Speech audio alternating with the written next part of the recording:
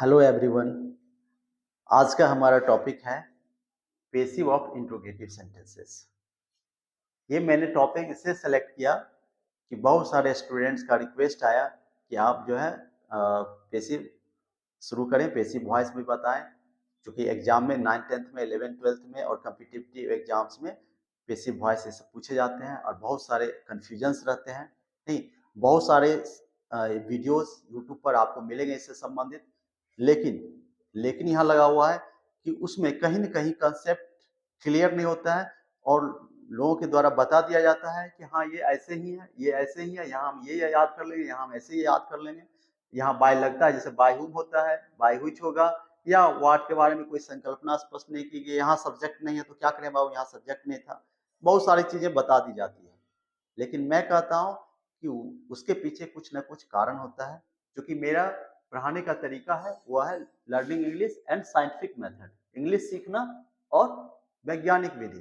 तो वैज्ञानिक विधि से मतलब है कि इंग्लिश में जो कुछ भी है, जो भी नियम कायदे बनाए गए हमारे ग्रामीण के द्वारा, उसके पीछे कहीं न कहीं कुछ ना कुछ लॉजिक है, कुछ कारण है। उस कारण की वजह से ही जो है उस तरह के स्ट्रक्चर्स बने, उस तरीके के सारी चीज डेवलप हुए और हम आज उसका यूज करते हैं। तो हम प्रयास करते हैं उन चीजों को जानने का जिस कारण से इस तरह की संकल्पना बनी, इस तरह का स्ट्रक्चर बना, ये सारी चीजें हैं। हम सब चीज को एज इट इज नहीं मान लेते हैं और सिर्फ रटते नहीं है। जब हम सारी बातें समझ जाते हैं कि ऐसा क्यों कहा गया, कैसे कहा गया, तब हमें याद हो जाता है, हमें रटने की आवश्यकता नहीं पड़ती है। तो आज जो हम पेसिव ऑफ इंट्रोगेटिव सेंटेंसेस शुरू कर रहे हैं, उसके पीछे का तर्क यही है कि जब हम इंट्रोगेटिव सेंटेंसेस क्या है, कैसे है और क्यों इस तरह का स्ट्रक्चर होता है, जब उस संकल्पना को हम समझ जाएंगे तो इंट्रोगेटिव सेंटेंस से संबंधित कभी भी कोई भी पेसिव बनाना मुश्किल नहीं होगा और कभी आपसे गलती नहीं होगी। मैं दावा के साथ करता हूं कि तब आपको लगेगा कि सबसे आसान काम है ये। क्यों? उस वैज्ञानिक विधि का भी मैं जिक्र करूंगा कि आपको समझ जाना है। दूसरी बात, मैं यहाँ दो प्रयोग करने जा रहा हूँ। पहला, कि आपको उस वैज्ञानिक विधि की भी बात करूंगा जिससे यह समझ में आएगी कि क्वेश्चंस होते क्या हैं, इंट्रोगेटिव सेंटेंसेस होते क्या हैं, किस तरीके के होते हैं और क्यों उसका उपयोग इस तरीके से होता है, जो आपको कॉम्पिटिटिव एग्जाम्स में हो, 9 10 11 12 के एग्जाम्स में हो या स्पोकन और रिटन में, हर जगह काम आएगा। इसके अलावे मैं एक और कंसेप्ट की बात करूंगा, जहां यदि आप अंग्रेजी नहीं भी जान रहे हो, आप सिर्फ शब्द कुछ पहचान जा रहे हो, तो अभी आप एक्टिव से पेसिव बना लेंगे, आपको कोई प्रॉब्लम नहीं होगी। आप मीनिंग नहीं भी समझ रहे हो तो अभी आप पेसिव बना सकते हैं। मैं दावा के साथ कहता हूं कि तो अभी आप पेसिव बना सकते हैं। तो ध्यान रहे, ये पूरा वीडियो जो है शुरू से अंत तक आप देखें। कहीं भी आप ऐसा नहीं कि 1-2 मिनट देखें और समझ जाएं कि चलो सारे लोग ऐसे ही बताए हैं, ये भी वैसे ही बता रहे हैं। बिल्कुल नहीं, ऐसी बात नहीं है। ये वीडियो यूनिक होगा और आप हजारों वीडियो को भी वॉच करके देख लेंगे तो अभी आपको दिखेगा कि यहाँ कुछ ना कुछ फर्क है और बहुत बड़ा फर्क है। क्योंकि ये जो बताया जा रहा वह वैज्ञानिक विधि का जो है एक्सपेरिमेंट है और ऐसा कोई भी वीडियो नहीं है जहां वैज्ञानिक विधि से पढ़ाया जा रहा हो। इसलिए ध्यान है कि आप शुरू से अंत तक मेरा वीडियो देखें और पेसिव ऑफ इंट्रोगेटिव सेंटेंसेस की जो भी संकल्पना है वह एकदम क्रिस्टल क्लियर हो जाएगी, सारी कुंडली आपके सामने होगी। तो हम शुरू करेंगे। उससे पहले हम कुछ उदाहरण भी देख लें कि जैसे एक्टिव वॉइस में है हु रोट द रामायण, यहाँ पेसिव बनाया जाता है bye whom was the Ramayana retain. अब यहाँ यूज हो गया बाय हुम, क्यों यहाँ यूज बाय हुम क्यों हो गया? नहीं, शुरू में जैसे जनरली पेसिव में हम जानते हैं कि बाय प्लस सब्जेक्ट लास्ट में यूज किया जाता है, यहाँ शुरू में क्यों यूज किया गया? Which girl did it, by which, यहाँ भी बाय व्हिच शुरू में स्टार्ट लिखा गया, क्यों ऐसा हुआ? अब यहाँ देखिए what has he done, what has been done by him, what has been done, यहाँ कहीं भी जो है सब्जेक्ट नहीं दिख रहा, सीधे बाय हिम दिख रहा है। नहीं, how many students will they punish, how many student will be punished bye them, यहाँ कहीं भी जो है वह नजर नहीं आ रहा कि सब्जेक्ट कौन सा है, क्यों ऐसा सब्जेक्ट हुआ? दिख रहा है लेकिन क्यों हुआ ऐसा? Why are you doing this? Why is this being done by you? अब यहाँ पे why is being, ये स्ट्रक्चर और ये स्ट्रक्चर फिर ये स्ट्रक्चर, दोनों में अंतर है, ऐसा क्यों है? तो ये जो कंफ्यूजन्स है ना कि क्वेश्चंस जो कीवर्ड से जो क्वेश्चंस पूछे जाते हैं उसके पेसिव में भी कुछ ना कुछ कंफ्यूजन्स है और लोग उसको कहते हैं कि नहीं बाबू ऐसा रट लो। तो मैं कहूंगा नहीं, वैज्ञानिक विधि में जो रटने की बात नहीं होती, आप समझ लीजिए। आप एक बार सुन लीजिए ध्यान से, उसके बाद जिंदगी में कभी आप नहीं भूलेंगे, आपकी सारी संकल्पना सही हो जाएगी। तो चलिए हम उस संकल्पना की ओर चलते हैं कि जहां से जो है कंफ्यूजन क्रिएट होते हैं, और फिर वन बाय वन हम सारे जो भी ये सेंटेंस उदाहरण हमने तौर पर लिए हैं इसके पैसिव बनाए जाएंगे, तब आपकी संकल्पना एकदम स्पष्ट हो जाएगी। चलिए तो फिर हम उस संकल्पना के पीछे चलते हैं। पैसिव को समझने से पहले इंट्रोगेटिव सेंटेंस के हम पहले इंट्रोगेटिव सेंटेंस को समझते हैं। इसके पैसिव हम बाद में समझेंगे, पहले हम इसके एक्टिव को समझते हैं कि इसके एक्टिव में क्या होता है, एक्टिव सेंटेंस में, एक्टिव वॉइस के सेंटेंस में क्या होता है उसको हम समझ लें पहले। नहीं, अब यह है कि इंट्रोगेटिव सेंटेंसेस दो तरह के होते हैं, एक यस नो क्वेश्चंस और दूसरा WH questions. Yes no questions कहने का मतलब होता है कि जिसका आंसर यस और नो में दिया जा सकता है। नहीं, और हिंदी में जैसे ये क्या से शुरू होते हैं, लेकिन अंग्रेजी में क्या होता है, हेल्पिंग वर्ब से शुरू होते हैं ये। इसके लिए हेल्पिंग वर्ब मस्ट है, हेल्पिंग वर्ब, उसके बाद सब्जेक्ट, उसके बाद मेन वर्ब, उसके बाद ऑब्जेक्ट। हो सकता है कि मेन वर्ब नहीं हो सेंटेंस में, तो आप लिख सकते हैं helping verb plus subject plus complement, मतलब पूरक। सब्जेक्ट से पहले, कहने का मतलब है कि सब्जेक्ट से पहले हमको हेल्पिंग वर्ब को लाना होगा।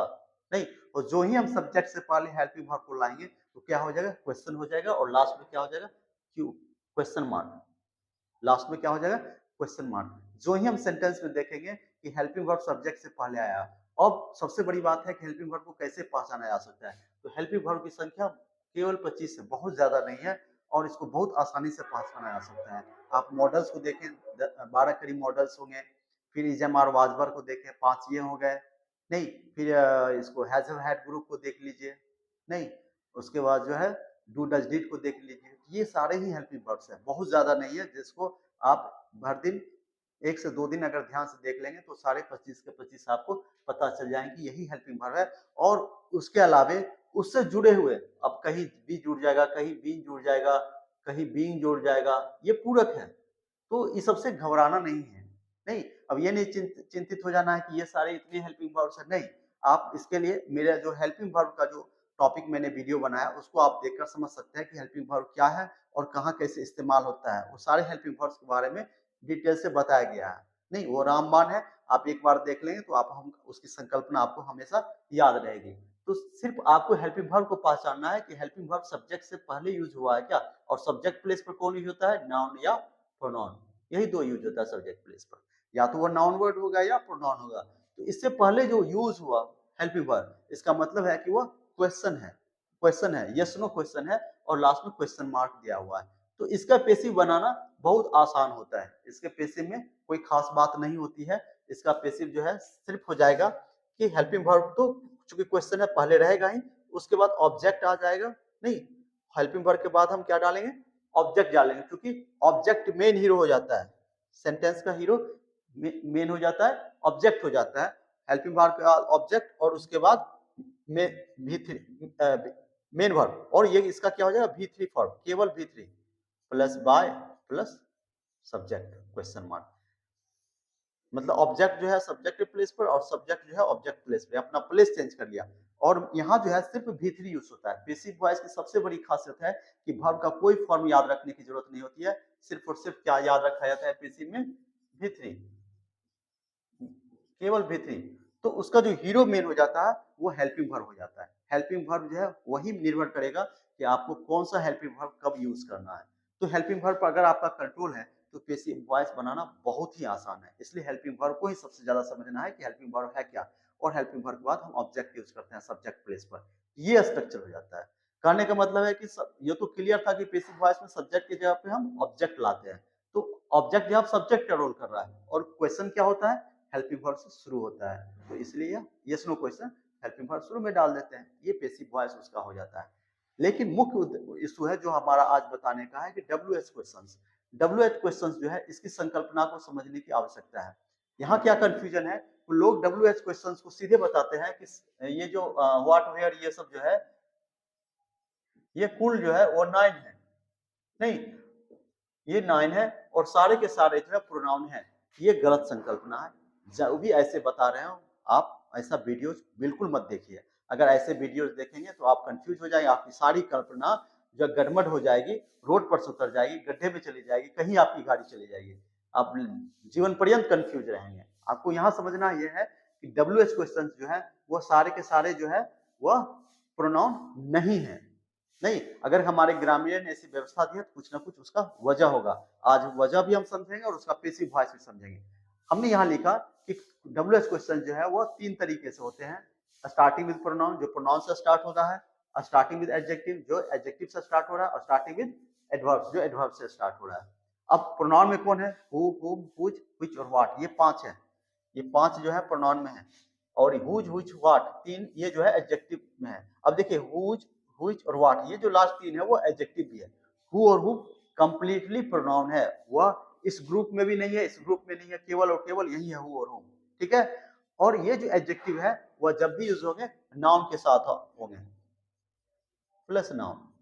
तो ये जो ही नाउन के साथ यूज हो गए, इसका मतलब है कि सब्जेक्ट के रूप में यह काम कर सकता है। नहीं, नाउन अगर आ गया तो सब्जेक्ट के रूप में यह काम कर सकता है। तो ये जो वर्ड है, कीवर्ड, ये एडजेक्टिव के रूप में भी काम करते हैं और नाउन के साथ हमेशा आते हैं। जब एडजेक्टिव के रूप में काम करेंगे तब इनका दोनों का यूज एक तरह का होगा, क्योंकि यही जो है वो नाउन के साथ आए और बिना नाउन के साथ आए, ये दोनों का यूज एक तरीके का होगा। अब ये स्टार्टिंग विद एडवर्ब्स, ये जो है देखिए इस ग्रुप में नहीं है। हु, हुम, व्हिच, व्हाट जो है इस ग्रुप में ये इसका वर्ड कोई नहीं है, इंडिपेंडेंट है। वेयर, व्हेन, व्हाई और हाउ, ये जो है रीजन बतलाते हैं, कब कैसे बताते हैं, प्लेस बताते हैं, टाइम बताते हैं।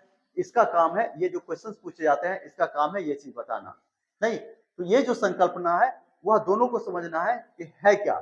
अब हम इसके आगे बढ़ते हैं कि ये इसका स्ट्रक्चर क्या एकमात्र होता है जो सबको बताया जा रहा है कि कीवर्ड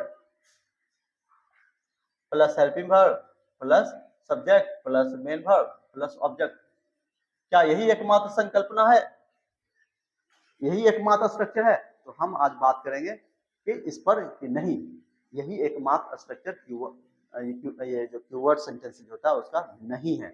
इसी को समझना है, और जब आप ये समझ जाएंगे तो सारी चीजें आपकी बिल्कुल स्पष्ट हो जाएगी। अब यहाँ समझना है कि कीवर्ड जो है टोटल जो 9 थे, 9 में यहाँ जो है 5 है और 4 यहाँ है। और ये जो है व्हिच, व्हाट, हुज, ये तो इसी के हैं। इसी में से 3 जो है हुज, व्हिच और व्हाट जो यहाँ पर है, जो नाउन के साथ यूज होते हैं। अब यहाँ समझना है कि चूंकि हुज, हु, हुम, हुज, व्हिच और व्हाट ये एज प्रोनाउन यूज होते हैं, तो प्रोनाउन के सारे गुण इसमें होंगे। और प्रोनाउन होता क्या है? तो प्रोनाउन का डिफिनेशन है कि जो नाउन के बदले में यूज हो सके। नहीं, प्रोनाउन क्या होता है? जो नाउन के बदले में सेंटेंस में यूज करे, नाउन का काम करे, तो हम उसको प्रोनाउन कहते हैं। इसका मतलब है कि नाउन के बदले में यूज होंगे। अब जब नाउन के बदले में यूज होंगे, इसका मतलब है वह सब्जेक्ट का रोल प्ले कर सकते हैं, ऑब्जेक्ट का रोल प्ले कर सकते हैं। नहीं, तो वही चीज है यहाँ पर समझना कि ये जो हु, हुम, व्हिच ये सब है, ये सारे अलग अलग केस में काम करते हैं। सब्जेक्टिव केस का काम कर सकते हैं, मतलब सब्जेक्ट प्लेस पर काम कर सकते हैं। कौन कर सकता है? हु, व्हिच और व्हाट तीनों। ऑब्जेक्टिव केस में काम कर सकते हैं, हु, व्हिच और व्हाट ये तीनों। और क्या है कि यहाँ हु का हुम हो जा रहा है, लेकिन व्हिच का व्हिच ही है, व्हाट का व्हाट ही है, कोई अंतर नहीं है। मतलब सब्जेक्टिव केस में जो सब्जेक्ट प्लेस पर जो रहेगा वही ऑब्जेक्ट प्लेस पर रहेगा। नहीं, दोनों सेम रहेगा, कोई अंतर नहीं होगा। पॉजिटिव केस के रूप में हुज काम कर रहा है वो तीनों में होगा। व्हाट का नहीं भी हो सकता है, लेकिन कहीं कहीं अगर आवश्यकता पड़ी आइडिया ये सब में, तो वहां हुज ही काम करेगा, अदरवाइज इसमें जरूरत नहीं पड़ती है पॉजिटिव केस की। लेकिन अब यहाँ एक चीज और देखना है कि हु का ऑब्जेक्टिव हुम होता है या हुम का सब्जेक्टिव हु होता है। व्हिच का सब्जेक्टिव व्हिच है, व्हिच का ऑब्जेक्टिव व्हिच है। व्हाट का सब्जेक्टिव व्हाट है, व्हाट का ऑब्जेक्टिव व्हाट है। क्लियर है? लेकिन सब्जेक्टिव केस हु जो है, हु का ऑब्जेक्टिव मॉडर्न इंग्लिश ग्रामर में हु भी है। हुम का जो है प्रयोग गायब होते जा रहा है, नहीं घटता जा रहा है। अब उसके बदले में हु भी आ गया है, हु का प्रयोग भी होता है। मतलब इसलिए सेम हो जाए, which, which, what, what, who, कोई अंतर नहीं है। एक एक्स्ट्रा वर्ड जानने की आवश्यकता क्यों है? तो इसको ड्रॉप किया जाने लगा। अब हु का प्रयोग भी मॉडर्न इंग्लिश ग्रामर में होता है, लेकिन फिर भी हम हुम को अभी नहीं छोड़ेंगे, क्योंकि ग्रामरियन इसको मान रहे हैं। हमारे इंडियन इंग्लिश में इसको अभी भी तरजीह दिया जाता है, अभी भी व्हिच का प्रयोग किया जा रहा है, इसलिए हम इसको ड्रॉप नहीं करेंगे। तो क्लियर हुआ कि हु का हुम और हु दोनों होगा ऑब्जेक्टिव, व्हिच का सिर्फ और व्हिच होगा, व्हाट का सिर्फ व्हाट होगा।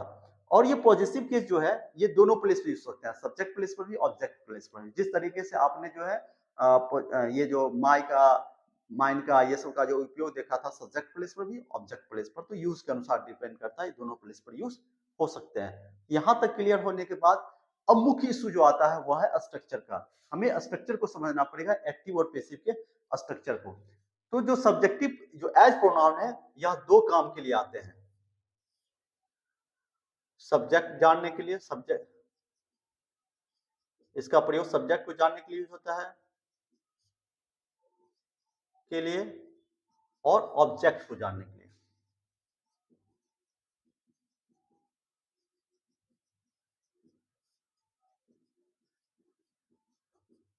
दोनों के लिए यूज होता है। अब कहेंगे कि ये तो कोई बड़ी बात नहीं हुई, सब्जेक्ट को भी जाना जा सकता है, ऑब्जेक्ट को भी। ऑब्जेक्ट को जानने से मतलब कर्ता कौन है उसको जानना, ऑब्जेक्ट को जानने से मतलब है कि जिस पर क्रिया का प्रभाव पड़ा हो, जिसका जो एक्शन का रिसीवर है, नहीं जो काम होता है उसका रिसीवर है, जिस पर प्रभाव पड़ा वो, तो वो दोनों जानने के लिए होता है। अब क्या है कि एक्टिव सेंटेंसेज में खासकर क्या होता है, एक्टिव सेंटेंसेज में एक्टिव वॉइस की जो सेंटेंसेज है वह सब्जेक्ट से शुरू होता है, और पैसिव का जो स्ट्रक्चर होता है वह ऑब्जेक्ट से शुरू होता है। ऑब्जेक्ट पहले हो जाएगा, बाद में वर्ब, बीच में तो वर्ब है ही, और सब्जेक्ट लास्ट में हो जाएगा। तो यहां ऑब्जेक्ट महत्वपूर्ण हो जाता है। तो सब्जेक्ट और ऑब्जेक्ट, नहीं सब्जेक्ट और ऑब्जेक्ट, जैसे एक्टिव में ऑब्जेक्ट बाद में है तो उतना महत्वपूर्ण नहीं लगता है, लेकिन चूंकि ये ऑब्जेक्ट से शुरू ही होता है इसलिए यहाँ पर इस दोनों को समझना जरूरी है। और खासकर क्वेश्चन में कि सब्जेक्ट को जानने के लिए कैसे यूज होता है और ऑब्जेक्ट को जानने के लिए क्या यूज होता है, दोनों के स्ट्रक्चर में अंतर है, दोनों का स्ट्रक्चर अलग अलग होता है। अब उसी चीज को हमें समझना है कि दोनों का स्ट्रक्चर क्या होगा। अब है कि सब्जेक्ट को जानने के लिए, ऑब्जेक्ट को जानने के लिए, और जो व्हेन, व्हाई, वेयर और हाउ एडवर्ब से जो स्ट्रक्चर्स होंगे उसको हम देख लेते हैं। कि सब्जेक्ट जानने के लिए जो स्ट्रक्चर होगा keyword plus verb plus object. Verb object, यहाँ पे सब्जेक्ट नहीं है, सब्जेक्ट को ही जानना है, इसमें सब्जेक्ट नहीं है, सब्जेक्ट को ही जानना है, इसलिए keyword plus verb plus object. अगर हम इसको तोड़ें keyword plus helping verb plus main verb plus object. Object हो सकता है, नहीं भी हो सकता है, लेकिन कीवर्ड प्लस वर्ब या हेल्पिंग वर्ब मेन वर्ब इसी तरीके से सेंटेंस होगा। यहाँ सब्जेक्ट इसमें नहीं है, सब्जेक्ट को ही जानना, इसलिए स्ट्रक्चर इस तरीके का होता है। और ये जो कीवर्ड है, ये कीवर्ड है, यही सब्जेक्ट का काम करता है, यही काम करता है, कीवर्ड सब्जेक्ट का काम करता है। तो देखिए कि सब्जेक्ट जो है के रूप में जो एज प्रोनाउन है यह काम करता है, हु, हुम, व्हिच, व्हिच और व्हाट, ये सब्जेक्ट का रोल प्ले करते हैं। और दूसरा है कि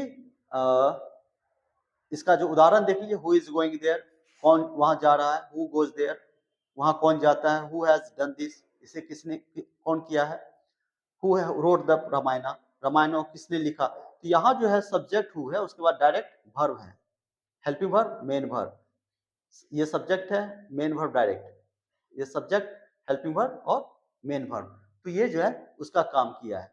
लेकिन इसमें से जो है एक हुम नहीं होगा, यहाँ जो सब्जेक्ट को जानने के लिए हुआ इसमें हुम नहीं होगा।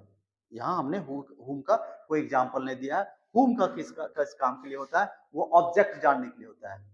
हु, हुज, व्हिच और व्हाट जो है ये सब्जेक्ट जानने के लिए इस्तेमाल होंगे, और हुम जो है सिर्फ और सिर्फ ऑब्जेक्ट जानने के लिए इस्तेमाल होते हैं। और ऑब्जेक्ट जानने के लिए जो बात आएगी उसका स्ट्रक्चर हो जाएगा keyword plus helping verb plus subject main verb complement. अब क्या है कि सब्जेक्ट यहाँ पर है क्योंकि ऑब्जेक्ट को जानना है, सब्जेक्ट तो सेंटेंस में है, और जो ही सेंटेंस में सब्जेक्ट आ जाएगा सेंटेंस में, तो ही जो है क्वेश्चन बनाने के लिए कीवर्ड जो है से पहले हेल्पिंग वर्ब और तब सब्जेक्ट लाएंगे। यहाँ था हेल्पिंग वर्ब और मेन वर्ब कीवर्ड के बाद था, यहाँ जो है सब्जेक्ट से पहले ले आए।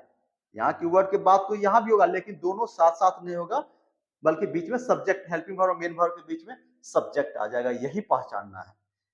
यहाँ जो है अगर हमको देखना है कि यदि सेंटेंस में जो है सब्जेक्ट है कि नहीं, अगर सेंटेंस में कीवर्ड के बाद direct helping verb main verb दिख रहा है, इसका मतलब क्या है, वो या तो मेन वर्ब डायरेक्ट आ रहा है या सीधे हेल्पिंग वर्ब मेन वर्ब आ रहा है क्रम में, बीच में कोई नहीं है। इसका मतलब है कि ये जो कीवर्ड है वह सब्जेक्ट का रोल प्ले कर रहा है, नहीं। और अगर स्ट्रक्चर में कीवर्ड के बाद हेल्पिंग वर्ब और बीच में कोई जो आ रहा है, नाउन आ रहा है, प्रोनाउन आ रहा है, और तब मेन वर्ब आ रहा है, इसका मतलब ऑब्जेक्ट जानने के लिए आ रहा है या अन्य जानने के लिए। ये देखिए स्ट्रक्चर ये दोनों सेम है, इसका स्ट्रक्चर और इसका स्ट्रक्चर। यहाँ भी देखिए keyword plus helping verb subject main, यहाँ भी नहीं, इसके और के रूप में, क्योंकि इसमें कंप्लीमेंट हमने लगा दिया ऑब्जेक्ट के बदले में, तो यहाँ जो है वह सब्जेक्ट हेल्पिंग वर्ब पहले तो आ रहा है और हेल्पिंग वर्ब और मेन वर्ब के बीच में सब्जेक्ट है। तो ये जो ऑब्जेक्ट जानने और अन्य चीजों को जानने के लिए जो सेंटेंस होता है इंट्रोगेटिव सेंटेंस का, वह अलग होता है। नहीं, उसमें सब्जेक्ट होता है और सब्जेक्ट से पहले हेल्पिंग वर्ब यूज होता है और उसके बाद मेन वर्ब यूज होता है। तो इसको हमें पहचान लेना है कि हेल्पिंग वर्ब कौन है, मेन वर्ब कौन है और सब्जेक्ट कौन है। जब हम इसको पहचान जाते हैं, और इसमें क्या है, ये स्ट्रक्चर अलग है, इसमें है कि हेल्पिंग कीवर्ड से शुरू ही होता है, direct helping verb main verb या डायरेक्ट मेन वर्ब, ये होगा इसका स्ट्रक्चर। तो जो ही हम पहचान जाते हैं तो पेसिव बनाना हमारे लिए आसान काम हो जाता है। नहीं, इसको जो ही हम जान जाएंगे तो पेसिव बनाना हमारे लिए आसान हो जाएगा। हमें यही पहचानना है कि हेल्पिंग वर्ब कहाँ है। नहीं, और हेल्पिंग वर्ब के बाद डायरेक्ट वर्ब है, मेन वर्ब, अथवा बीच में कोई नाउन या प्रोनाउन है। जो ही नाउन या प्रोनाउन बीच में आ रहा है, इसका मतलब वो ऑब्जेक्ट या अन्य चीजों को जानने के लिए हो रहा है। और बीच में अगर नाउन प्रोनाउन नहीं आ रहा है, कीवर्ड के बाद direct verb, helping verb, main verb आ रहा है या डायरेक्ट हेल्पिंग वर्ब आ रहा है, इसका मतलब कि वह यहाँ पर इंट्रोगेटिव जो वर्ड यूज हुआ है वो वर्ड क्या है, एज सब्जेक्ट यूज हुआ है। और जब आप ये पहचान लेते हैं तो बिना मीनिंग जाने भी, आप बिना मीनिंग जाने भी उसका पैसिव वॉइस बना देंगे। चलिए हम देखते हैं कि हम बगैर मीनिंग जाने भी क्या बना सकते हैं और मीनिंग जानकर भी कैसे बना सकते हैं। तो मीनिंग जान के बनाना तो ज्यादा आसान हो जाएगा, लेकिन बिना मीनिंग जाने भी सेंटेंस में हम सिर्फ पकड़ लें कि सब्जेक्ट कौन होगा, हेल्पिंग वर्ब कौन होगा, मेन वर्ब कौन होगा, आपके लिए आसान हो जाएगा। अब हमारे पास ये जो सेंटेंसेज है जो कीवर्ड से स्टार्ट हुए हैं, नहीं, हमें इसे देखना है कीवर्ड से स्टार्ट हुआ, हु है, व्हिच है, व्हाट है, whom है, व्हाई है, सबके लास्ट में क्वेश्चन मार्क लगा हुआ है। इसका मतलब है कि ये सारे के सारे जो है इंट्रोगेटिव सेंटेंसेज हैं। और कैसे वाले हैं, कीवर्ड वाले हैं। इन्हें देखने से स्पष्ट हो गया कि ये कीवर्ड वाले हैं। यहाँ हु है, यहाँ व्हिच है, यहाँ व्हाट है, यहाँ whom है और व्हाई है। हमने अलग अलग कीवर्ड ले लिए, कुल 5 कीवर्ड लिए। और हम देखते हैं सबसे पहले हमें क्या करना है कि जब हम कीवर्ड वाले हम सेंटेंस देखते हैं और उसका हमें पैसिव बनाना है और हम मीनिंग नहीं समझ पा रहे हैं, हम नहीं जानते हैं कौन क्या कैसे है, उस आधार पर हम कैसे हम पहचान करेंगे और कैसे हम उसका पैसिव वॉइस बनाएंगे। तो हमने क्या बताया था कि हम सबसे पहले क्या खोजेंगे, हेल्पिंग वर्ब। इसमें देखें हु रोट द रामायणा, यहाँ हेल्पिंग वर्ब नहीं दिख रहा है, यहाँ हेल्पिंग वर्ब नहीं दिख रहा है। जब हेल्पिंग वर्ब नहीं दिख रहा हो तो इंग्लिश में 2 ही जगह ऐसा होता है जहाँ हेल्पिंग वर्ब नहीं दिख रहा होता है, वह है सिंपल प्रेजेंट टेंस और सिंपल पास्ट टेंस। ये 2 जगह, नहीं जिसको या इंडेफिनिट बोलिए तो प्रेजेंट इंडेफिनिट और पास्ट इंडेफिनिट, यही 2 स्ट्रक्चर्स होते हैं जहाँ हेल्पिंग वर्ब गायब रहते हैं। हाँ, उनके अगर निगेटिव सेंटेंस हो, उनके क्वेश्चन वाले सेंटेंस हो, वहां तो प्रेजेंट रहेंगे, लेकिन ऐसे गायब रहेंगे। तो यहाँ तो क्वेश्चन वाले हैं, फिर यहाँ क्यों नहीं है? तो है क्या कि अगर डायरेक्ट, मैंने बताया था कि हु के बाद, व्हिच के बाद, व्हाट के बाद और हुज के बाद, मैंने बताया था ये सारे जो उदाहरण दिए थे, अगर उसके बाद डायरेक्ट वर्ब शुरू हो रहा हो, helping verb, main verb direct हो रहा हो और उस बीच में कोई नहीं हो, यहाँ देखिए डायरेक्ट वर्ब है, इस बीच में कोई नहीं है, इसका मतलब यह क्या, सब्जेक्ट के रूप में काम आया है। यहाँ देखिए which girl did it, which girl, girl noun है नहीं, और डिड इट, डिड जो है वर्ब हो गया, इस बीच में कोई नहीं है।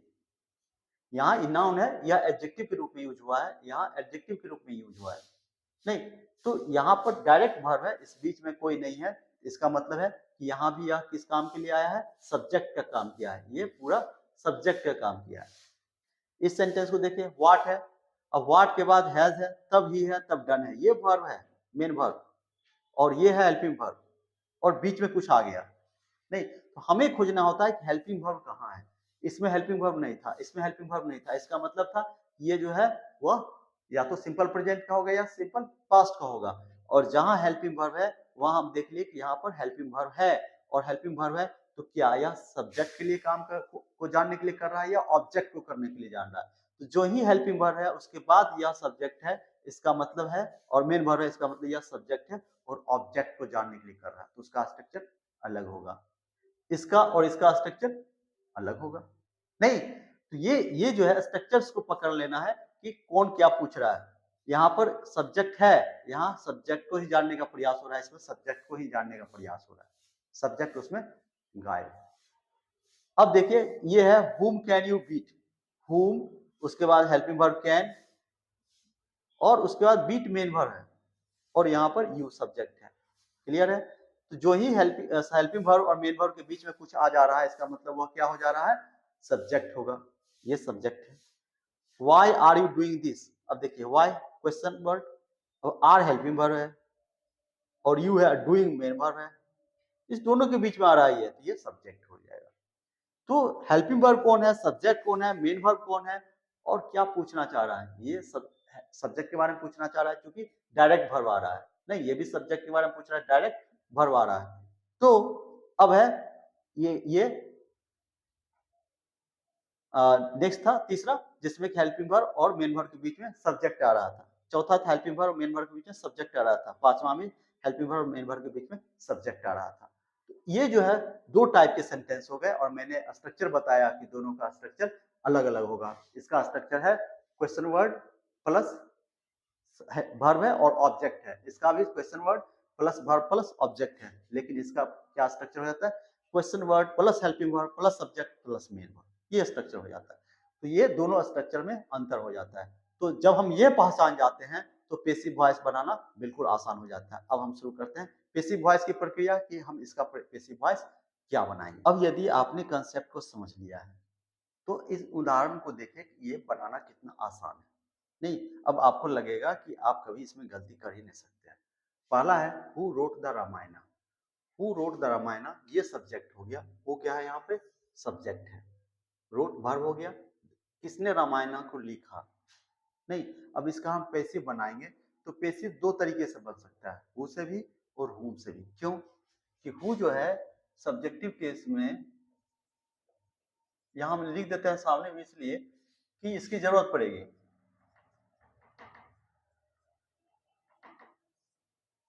सब्जेक्टिव केस में हु, ऑब्जेक्टिव केस में हुम भी और हु भी दोनों होता है। व्हाट का व्हाट ही रह जाएगा और व्हिच का व्हिच ही रह जाएगा। नहीं, तो अब है कि सब्जेक्टिव केस का ऑब्जेक्टिव केस हुम भी है और हु भी है। नहीं, जिस तरीके से अगर हम यहां लिखते हैं ही, इसका क्या हो जाता है, ही हो जाता है। तो ही यहां पर आएगा तो ही यूज होगा, ये ही वहां पर जाएगा तो हिम हो जाएगा, उस सेंस में हिम हो जाएगा। नहीं, सेंस मतलब उसका जो है वह व्यक्ति वही है, उसका सिर्फ टर्म बदल जाता है। अगर यह सब्जेक्ट केस पर तो ही, ऑब्जेक्ट केस पर है तो हिम। नहीं, उसी तरीके से जब हम, अब ये क्या था, सब्जेक्ट था, अब हमको इसे क्या बनाना है, ऑब्जेक्ट प्लेस पर ले जाना है। नहीं, ये जब था यहाँ पर तो सब्जेक्ट था, इसको हमें ऑब्जेक्ट प्लेस पर ले जाना है। तो अब है कि हम पहले मॉडर्न इंग्लिश ग्रामर से बनाते हैं, नहीं तब हम इसको ओल्ड इंग्लिश ग्रामर से ही बनाएंगे। मॉडर्न इंग्लिश ग्रामर में हु का क्या होता है, हु ही होता है। नहीं, हु का हु ही होता है। तो जब हु का हु होता है तो हु को हम यहाँ पर इस हु का इस्तेमाल कर रहे हैं। अब कंफ्यूज नहीं होना है, यही हु नहीं है, ये हु है, ऑब्जेक्टिव केस वाला हु है। अब इसको हम सब्जेक्ट बना लिए। नहीं, हु वाज द रामायण, ये सब्जेक्ट हो गया। अब इसके अनुसार ये वर्ब हो गया, सिंगुलर वर्ब हो गया, who was the Ramayana written, written V3 by, by लिख के सब्जेक्ट जो लिखना था, तो चूंकि सब्जेक्ट यहाँ पर क्या था, हु था, और हु को हम, हु के बदला में ये हम ले आए यहाँ पर, इस ऑब्जेक्टिव केस वाले को ले आए, इसलिए who was the Ramayana written by हो गया। और उसके बाद सब्जेक्ट, तो चूंकि उस सब्जेक्ट के बाद ऑब्जेक्टिव केस था उसको ले आया, सब्जेक्ट तो था ही नहीं सेंटेंस में, सब्जेक्ट को ही जानने के लिए तो सेंटेंस पूछा गया था। नहीं, तो क्लियर हो गया कि मॉडर्न इंग्लिश ग्रामर में हम इस तरीके से लिखते हैं, who was the Ramayana written by. नहीं, और जब हम इसको पैसिव बनाते हैं ओल्ड इंग्लिश ग्रामर से, तो हम क्या करते हैं कि बाय हुम का यूज करते हैं। क्यों करते हैं, तो हु का जो ये जो ऑब्जेक्टिव केस होता है हुम, अब हुम जो है, जो एक्चुअली भी यूज होना चाहिए था बाय हुम लास्ट में, नहीं ये लास्ट में यूज होना चाहिए था। और जो ही हम बाय हुम का ये जो है लास्ट में यूज होना चाहिए, तो सेंटेंस स्टार्ट होता है वाज से या रामायणा से। नहीं, Ramayana was written by whom, इस तरीके से हो जाता। तो क्योंकि यह क्वेश्चन सेंटेंस है और क्वेश्चन सेंटेंस का परंपरा होता है कि कोई वर्ड से स्टार्ट होगा, अगर कीवर्ड वाले हैं तो कीवर्ड से, यस नो क्वेश्चन है तो हेल्पिंग वर्ब से। तो चूंकि ये कीवर्ड वाले थे इसलिए यह किससे स्टार्ट होंगे, कीवर्ड से स्टार्ट होंगे और स्टार्ट होंगे हुम से। नहीं, और हुम की परंपरा है कि वह हुम जो है ऑब्जेक्टिव केस में है और प्रीपोजिशन का भी ऑब्जेक्टिव होता है ये। तो ये प्रीपोजिशन बाय जो है यह यहाँ नहीं रहेगा बल्कि इसके साथ चिपक जाएगा, बाय शुरू में आ जाएगा। ये प्रीपोजिशन का भी ऑब्जेक्ट के रूप में काम करता है। तो क्या हो गया, बाय हुम। नहीं, और उसके बाद जो है हेल्पिंग वर्ब, उसके बाद ये ऑब्जेक्ट हो गया, क्योंकि ये सब्जेक्ट की खोज हो रही थी, ऑब्जेक्ट हो गया और V3 यूज हो गया।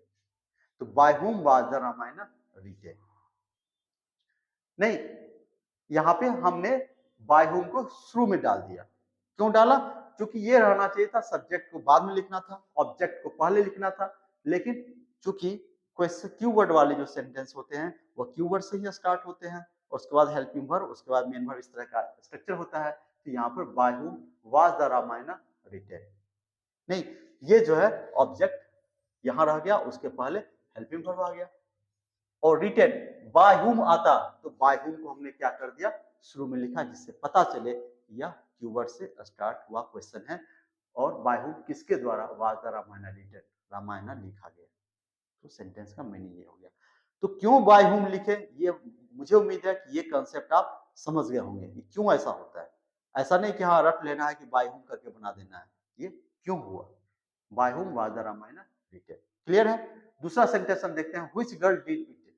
अब यह है कि व्हिच गर्ल, ये व्हिच है एडजेक्टिव के रूप में हुआ, girl noun, which girl subject का रोल यहां से यहां तक कर रहा है, which girl did it, V2। नहीं, किसने यह किया, तो यहां भी जो है व्हिच गर्ल सब्जेक्ट का काम कर रहा है, इसमें वर्ब है डायरेक्ट, ये जो है वह ऑब्जेक्ट का काम नहीं कर रहा है, ऑब्जेक्ट को नहीं पूछ रहा है, सब्जेक्ट के बारे में पूछ रहा है, किस लड़की ने किया। तो जब हम इसका बनाएंगे तो दो तरीके से, अगर मॉडर्न तरीके से हम बनाते हैं तो क्या हो जाएगा, which girl was it done by. ये व्हिच गर्ल जो है, अब ये व्हिच वाला है, यहां जो व्हिच है वह ऑब्जेक्टिव केस का है, ना कि सब्जेक्टिव केस का है, फर्क है। ये ऑब्जेक्टिव केस का है, व्हिच गर्ल। अब क्या हो जाएगा, हेल्पिंग वर्ब यूज होगा और ऑब्जेक्ट ये हो गया इट, है ना, डन बाय। और चूंकि बाद ये जो है सब्जेक्ट है ही नहीं सेंटेंस में, सेंटेंस इसमें सब्जेक्ट नहीं है, सब्जेक्ट की खोज ही की जा रही थी, इसलिए डन बाय खाली रह गया। उसके बाद हम सब्जेक्ट नहीं दे रहे हैं, क्योंकि सेंटेंस में सब्जेक्ट के बारे में ही पूछा जा रहा था। तो स्पष्ट हुआ कि क्यों ये हुआ, व्हिच गर्ल क्यों शुरू में आ गया, ये व्हिच, ये क्लियर है, ऑब्जेक्ट वाला है। अब देखिए what has he done, what he has he done में हैज जो है हेल्पिंग वर्ब है और ये बीच में सब्जेक्ट आ गया और ये मेन वर्ब है।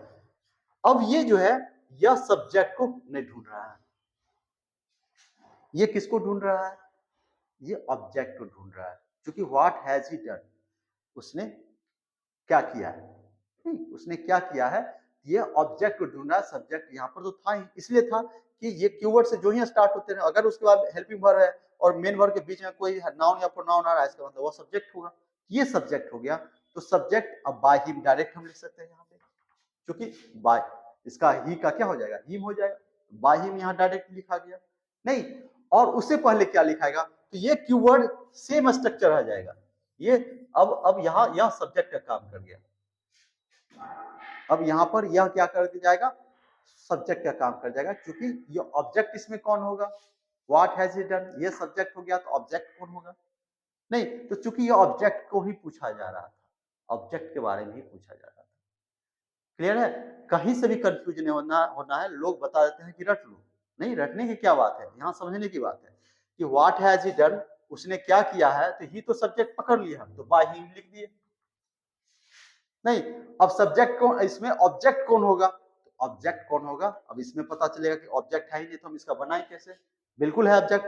ये जो व्हाट वर्ड है ये किसके बारे में खोज रहा है, ये व्हाट वर्ड ये है जो ऑब्जेक्ट के बारे में पूछ रहा है, ये वाला व्हाट नहीं है, ये वाला व्हाट है जो ऑब्जेक्ट के बारे में पूछ रहा है। जब ऑब्जेक्ट के बारे में पढ़ रहा है तो ऑब्जेक्ट प्लेस पर यही हो जाएगा, ये ऑब्जेक्ट प्लेस है, सब्जेक्ट प्लेस पर ऑब्जेक्ट आ गया, और ऑब्जेक्ट आ गया तो ये अपने अनुसार ये सिंगुलर हो गया, अपने अनुसार हैज बीन डन, मतलब हैज के बाद बीन यूज हुआ, डन हुआ, V3 यूज हुआ, क्योंकि हैज सीधे जो जब आप प्रेजेंट परफेक्ट टेंस की बात करते हैं तो उसमें हैज के बाद विल लगता है, तब भी थ्री लगता है। तो जब मैं टेंस पढ़ाऊंगा तो वहां क्लियर बताऊंगा, जब पेसिव वॉइस उसका बताऊंगा तो वो मेरा वीडियो देख लीजिए, उसमें बहुत स्पष्ट रूप से बताया जाएगा कि क्यों बीन क्यों यूज होता है।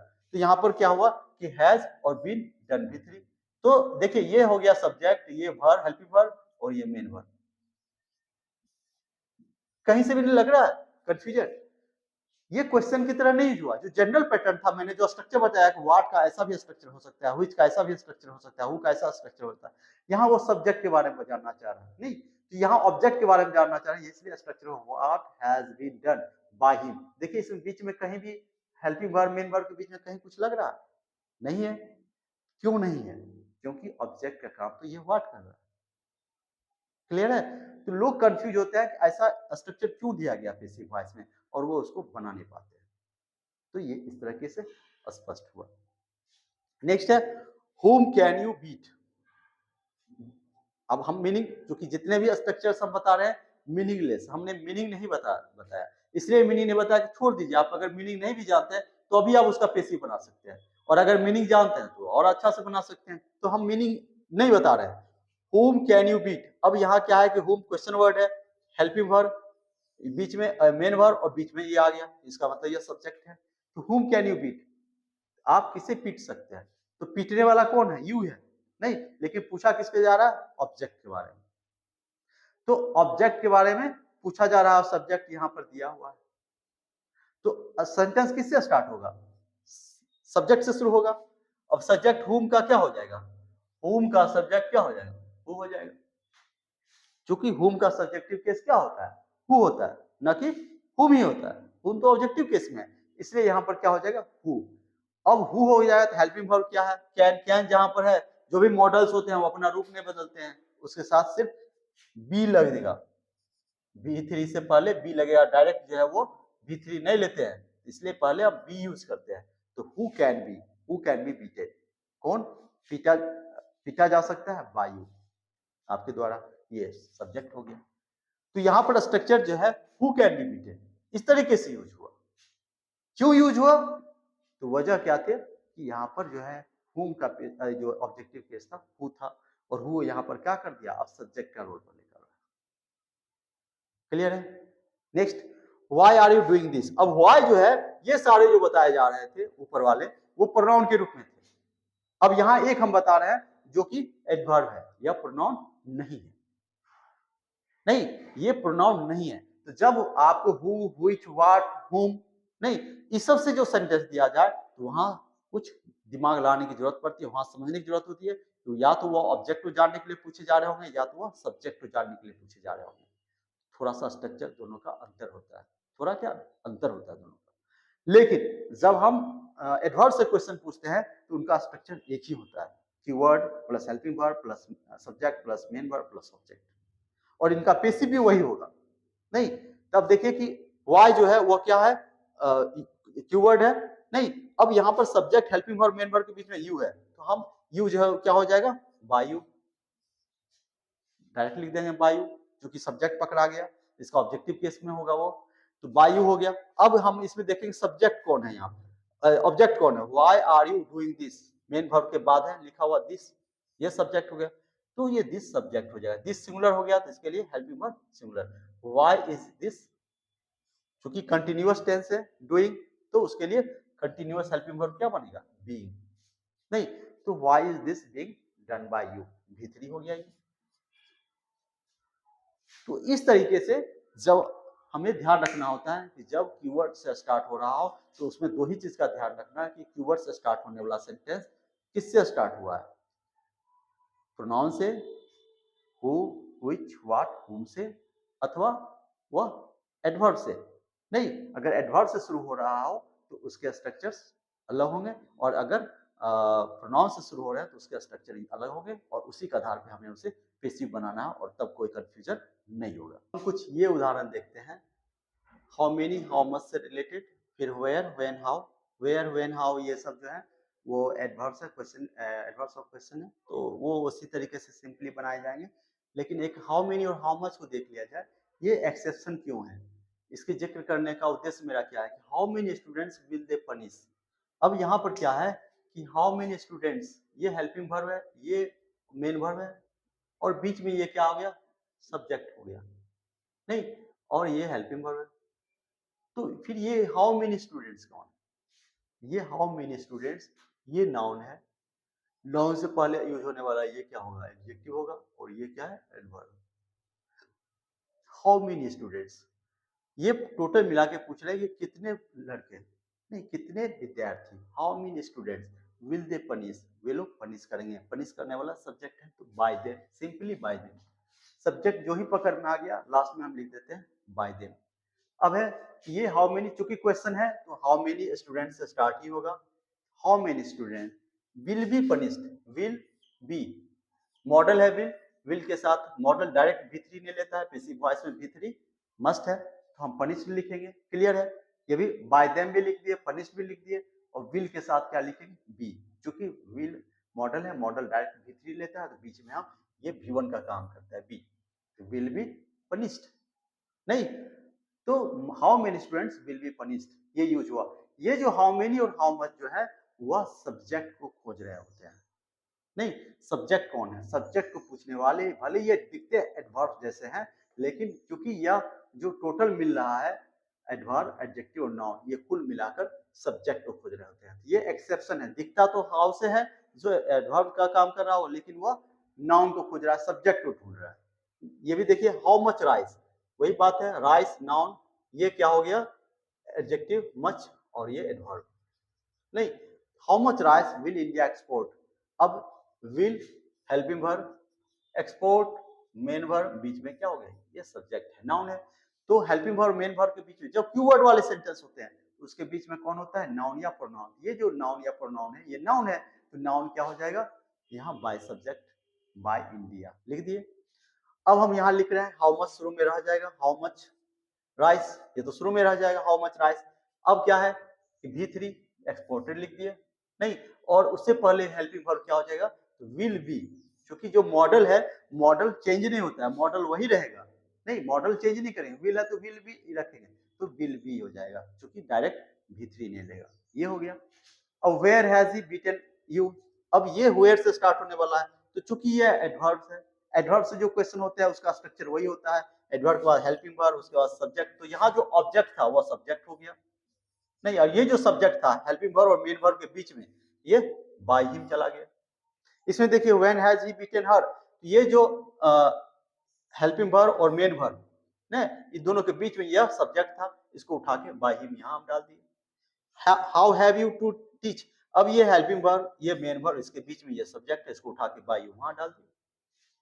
तो ये सिंपल है, उसी तरीके से अब ये जो है when has she been beaten by him, पहले इसको हम देख ले, तो यहाँ पर क्या है कि यू था, यू हैज नहीं लेगा, हैव लेगा, अपने पहले हैव ले लिया, where have you been, perfect में जो है हम बीन का प्रयोग करते हैं, क्योंकि अगर हम नहीं देते हैं तो वह फिर बैक जो है वह परफेक्ट एक्टिव वॉइस का स्ट्रक्चर हो जाएगा, इसलिए बीन हम यूज करते हैं, क्योंकि हैव के बाद V3 हो सकता है, इसलिए बीन, तब बीटन बाय हिम। इसमें भी वही है हैज के साथ, तो चूंकि अब हर बदल गया अब सी में, तो सी सिंगुलर है, सी हैज लिया, has she been beaten by him.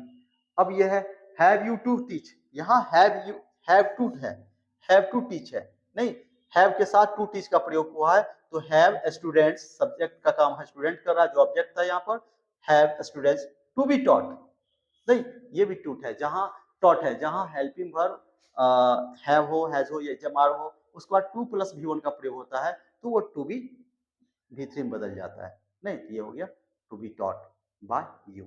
इस तरीके से हमने देखा कि कीवर्ड के जो पैसिव वॉइस है किस तरीके से बनाए जाते हैं, तो हमें ध्यान रखने की जरूरत होती है उस स्ट्रक्चर्स को, कि जो प्रोनाउन से पूछे जा रहे हैं वो, और जो एडवर्ब से पूछे जा रहे हैं वो, और एडजेक्टिव से पूछे जा रहे हैं, तो प्रोनाउन और एडजेक्टिव वाले तो सेम हो जाते हैं, लेकिन एडवर्ब वाले अलग होते हैं, और यहाँ ध्यान रखना होता है कि ऑब्जेक्ट के लिए कौन खोज रहा है, वो सब्जेक्ट को खोज रहा है, जो स्ट्रक्चर्स का डिफरेंस है उसको पकड़ लेना है। और मैंने जो ऐसी बात बताई, जो अगर आप इंग्लिश नहीं भी जान रहे हो, तो अभी आपको सिर्फ हेल्पिंग वर्ब और मेन वर्ब और उसके बीच का सब्जेक्ट पहचानना होता है, और आप उसका पैसिव बना सकते हैं। इस तरीके से हमने प्रयास किया कि जो क्वेश्चन सेंटेंस है या इंट्रोगेटिव सेंटेंस है उसका आप कैसे पैसिव वॉइस बना सकते हैं। ये वीडियो आपको कैसा लगा, आप डेफिनेटली मेरे कमेंट बॉक्स में बताएंगे, और यदि अच्छा लगा हो तो आप मेरा मनोबल बढ़ाने के लिए ज़रूर कमेंट करें, और अगर ठीक नहीं लगा हो, कुछ कमियाँ रह गई हो, तो वो भी बात आप लिखें, जिससे हम नेक्स्ट वीडियो में और सुधार करके और बेहतर वीडियो बनाकर आपके सामने प्रस्तुत करेंगे। मैं उम्मीद करता हूँ कि यदि आपको ये वीडियो पसंद आए तो आप डेफिनेटली लाइक करें, कमेंट करें और इसे शेयर करें, साथ ही सब्सक्राइब भी करें। ठीक है? और फिर मैं नेक्स्ट वीडियो जब तक लेकर आऊँ, तब तक के लिए थैंक यू, बाय।